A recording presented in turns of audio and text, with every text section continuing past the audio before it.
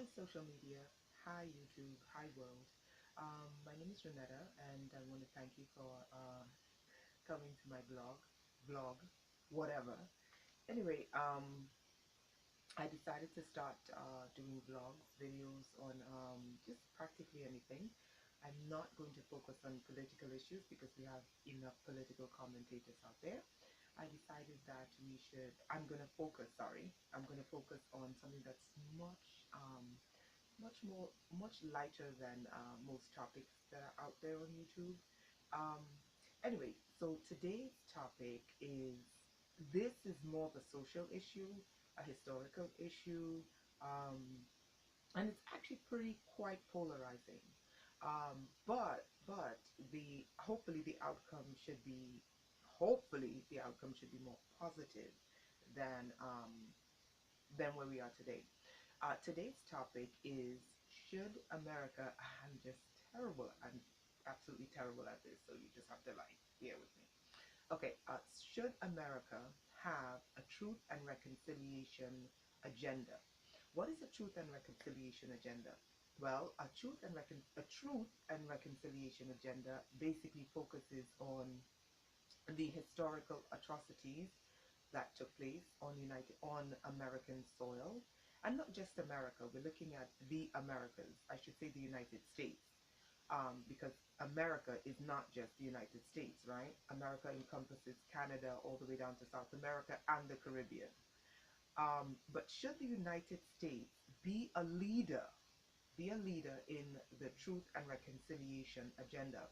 What is the Truth and Reconciliation agenda, and why have I chosen this topic to start? It is a sensitive topic. Um, I observed that, looking at commentary on some sensitive topics online, I've observed that the country's polarized. Now, America has a United States of America. It's a beautiful country. It's a beautiful country. But this past election, and I'm not going to blame Trump. I am just saying that this past election polarized the entire country. And it polarized the entire country so much because the outgoing president is you know is a black man, and I'm not making this about color. And the incoming president is a Caucasian man with, as you know, he's as Caucasian as you can possibly be. He has blonde hair, he has blue eyes, and the one going out is like, he's mixed, but he's mixed on the more melanated side. Anyway, what's the point? This past election was extremely polarizing, and I was looking at the comments online, and I observed that you know there is a deep embedded schism between Caucasians and blacks in this country. And I'm actually, I wasn't born in the United States, but I grew up here, and actually I was quite shocked at how how polarizing this issue is, and how deeply it runs. And it touches, it encompasses every part of the American fabric. Now, I am not one of those black people that's like, oh, I'm anti-Trump. I'm like, not because you hate him, I'm going to hate him. I don't think like that. And I'm not one of those people that's anti-Obama. And I'm not one of those people that's like, because you love Obama, I must love him. Or because you hate Trump, I must hate him.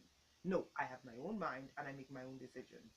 Okay, I don't hate Obama, I don't hate Trump, and I stand in the middle. Um, anyway, so back to the point. So I decided, I looked at American history, and I realized that everyone else on American soil has been who at the founding of this country, who were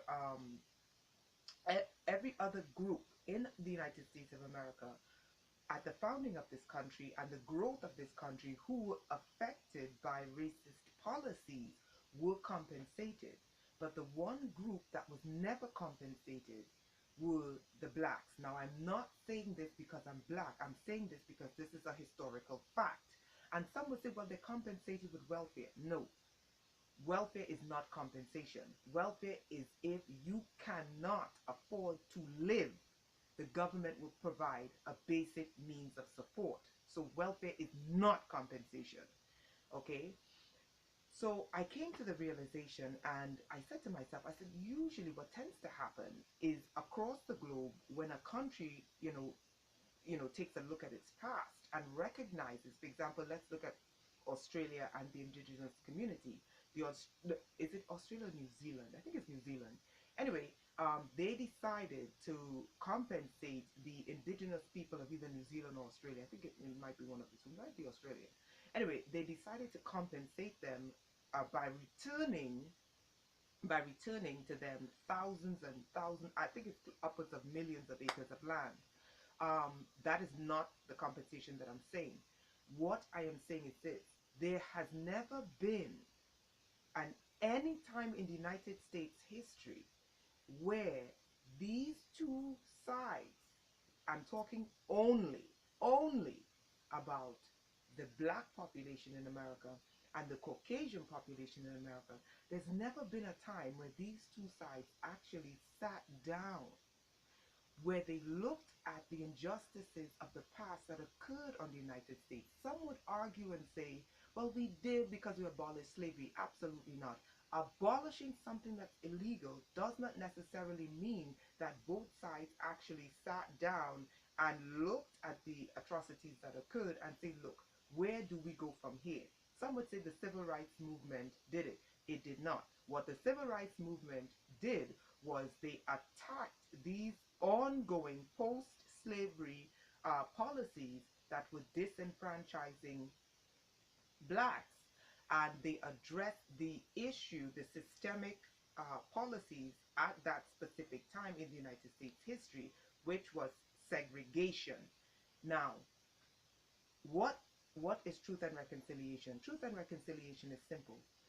Blacks and whites in this country, or whatever they choose to call themselves, Negro and Caucasian, Negroid, Caucasoid, I don't know, whatever they choose to call themselves. I don't know the politically correct word because I'm not a politician and I'm not always correct, right?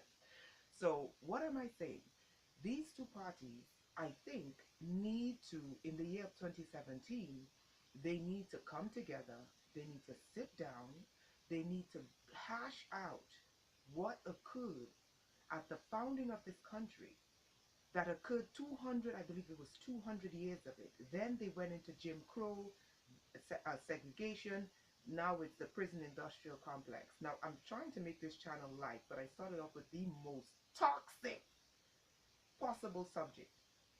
But anyway, so truth and reconciliation is going to look at these issues, look at issues that affect, not just look at a whole demographic of people and say these people are in that position because they're lazy. This is ridiculous.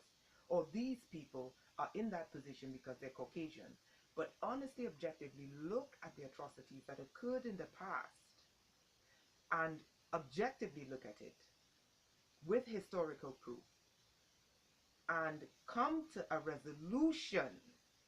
Come to a resolution where both parties who exist in this country can do so peaceably and transfer to the next generation. And I am not speaking about fractions within these groups, because what tends to happen is you tend to see things like, okay, well, we're the homosexual blacks who would, no, we're looking at just two polar groups, two polarized groups, blacks, whites, wherever you fit into that, that's it. And the reconciliation part is not just mere words, but what policies, because reconciliation cannot be reconciliation without reparations. And what is reparations? Reparations, to me, I am not an expert on reparations, but reparations to me means policies, because that's the root of slavery, the root of injustices, the root of disenfranchisement. It always started with policies. So reparations must start with policies. Now, reparation starts off with policies that would negate some of the negative effects that carried over from slavery. Now, some of you would say, oh, that's such a long time ago, but I'll say this. What's interesting is that scientifically, we know the scientists did an experimentation on the monarch butterfly. And what they learned about the monarch butterfly is that genetics, there is something called genetic memory. Genetic memory is encoded within the DNA and gets transferred to the next generation. So that told scientists that memory is not something that is stagnant. Memory is something that carries on. So when we look at the United States as a whole, and we look at 200 plus years of a system that was imbalanced, we also have to include things like genetic memory. And how can America, United States go about handing over to the next generation, a generation that is more tolerant of people, a generation that is more inclusive of people, a generation that is more balanced in its approach to funding for people. And when I say this, I don't say this to disenfranchise people, because what ends up happening is that the system is it's designed in a way, it's designed like a pyramid, and I'm not attempting to restructure the system. I'm attempting to have a more egalitarian approach, because no matter whether or not you're dealing with the KKK, or you're dealing with white supremacists, or you're dealing with black supremacists, I'm in the middle. And the problem with the system is that it's designed in a way where only a specific group remains on top. So what I'm attempting to do here is design a system, or take a new look at the system, where you don't have to disenfranchise one to reinstate another. For example, you don't have to disenfranchise Caucasian men because America is a patriarchal society. Just in case we haven't realized, it's funny because we poke fun at the Middle East for being a patriarchal society, but United States of America is a patriarchal society. How come you don't hear about the founding mothers? What were the women doing? Hmm? You never hear about the founding mothers. Where's Mount Rushmore for the women? Hmm? You don't hear about that, right? So America is a patriarchal society because America espouses doctrines, especially religious doctrines, that tend to be patriarchal. I am not against patrimony.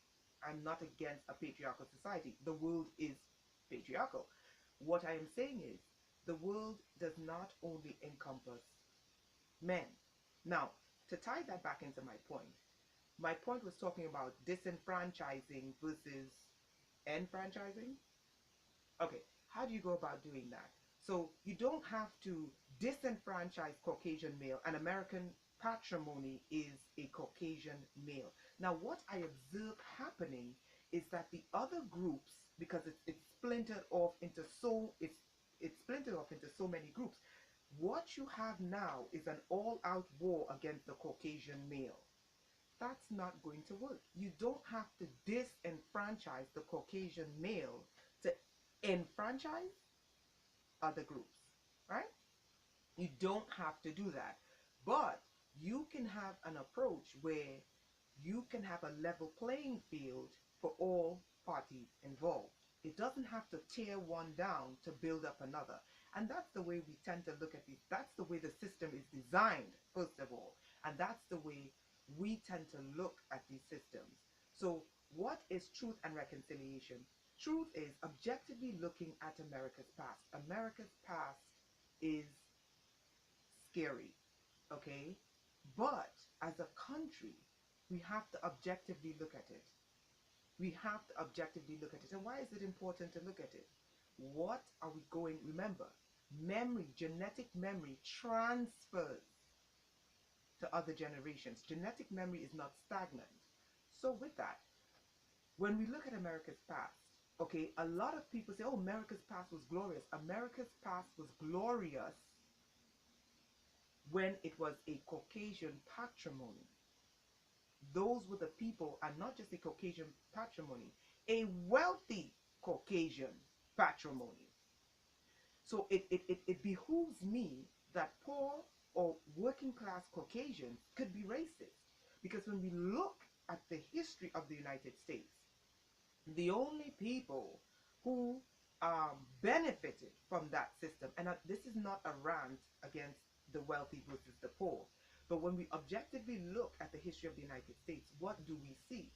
We see that it was the wealthy Caucasians, male, who benefited, and anyone else who was not a wealthy Caucasian male, and within wealthy Caucasian male, it was an Anglo wealthy Caucasian male. Because if you were German, you were treated like garbage. If you were Irish, you were treated less than garbage. So what we see, if you are Irish, sorry, so what we see is that when we look objectively at America's past, the ones who benefit, oh, not to mention, it was an Anglo-Christian patrimony. So the truth mission is this, and this truth mission is just black and white because it has never been dealt with. And we're trying to come to a consensus where these two parties can finally at least try to stop fighting and hating each other. At least try. And the only way that can be done is if there's a truth and reconciliation. Okay? So the first part is truth.